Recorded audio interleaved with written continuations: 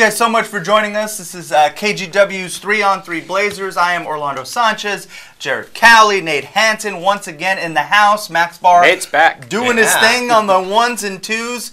Nate, it's good to have you back. Big win last night, arguably the best win the Blazers have had all season. I'm just curious to see what you guys think about what you saw last night.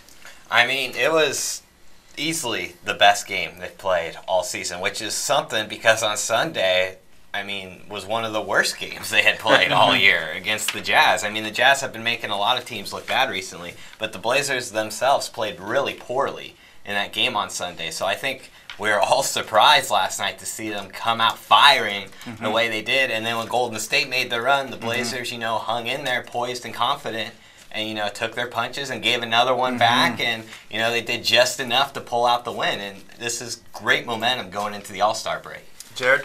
Yeah, when I was watching the game last night, because of what we've seen from the Blazers this season, at no point did I think they were going to win that game until there was about 30 seconds left. Sure. Even when they were up big in the first half, I thought the whole time the Warriors were going to come back and they'd eventually win. And down the stretch, the Warriors just looked like they were in that zone you see them get in where they were going to come back and get the victory. But to the Blazers' credit, they closed out the win. They made plays down the stretch, which is not something they've done a lot against good teams this season, so that was encouraging. And they got scoring outside of Damian Right. Lillard because he obviously dropped the 50 against the Kings, and then he was the only one who could score for the Blazers against the Jazz on Sunday. C.J. McCollum broke out of his shooting slump. He was hitting big shots at pivotal moments for him last night.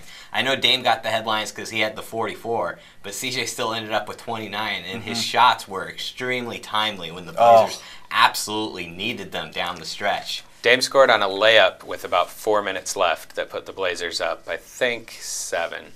And he didn't score again until he iced the game with those free throws with about 7 seconds left. Between those two scores by Damian, you had a layup by Nurkic, you had a three-pointer by CJ, and then you had Aminu and Turner hit 4 free throws. And so for those players to step up when Dame wasn't hitting, and Dame was almost acting like a decoy at that point, it was really helpful for the Blazers. CJ had a huge three-point play. And even when Steph Curry tied it up at 99, on the ensuing possession, CJ comes down and knocks down a jumper. So they had an answer, like you said. They were hit with these punches.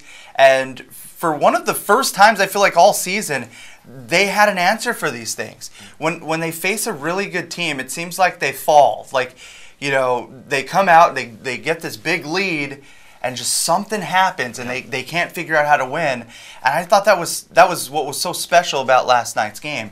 I had a chance to go down to the Moda Center, and I was there for most of the first half. And guys, I know it's Golden State, so it's the crowd is just different.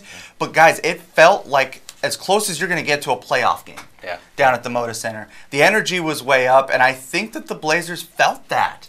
And came out and proved something. Going up by 20, I mean, that was huge. I don't think they win this game without having such a massive lead. Right. Absolutely. They had to jump on them early, and it's exactly what they did. And Golden State, you talked about how you didn't think the Blazers were going to win until there were about 30 seconds left of the game. You definitely weren't alone in that opinion, because we've seen Golden State do this all year. It's just the way they've been. We've seen them, what was it, the 76ers? They were down like 25 earlier this year, and then they won by like 25 or something ridiculous. It's like clockwork with them, especially in the third quarter. Yeah, this is what they do. It's just, this is a team for Golden State right now who just lacks motivation. They're just kind of going through the motions. So you can catch them, having bad nights, having bad halves. I think what was more impressive about this Blazers win is that Kevin Durant was fantastic. His first 50-point game of the season. And the Blazers were still able to hold on and beat the Warriors despite Durant dropping 50. Oh, he was almost unstoppable.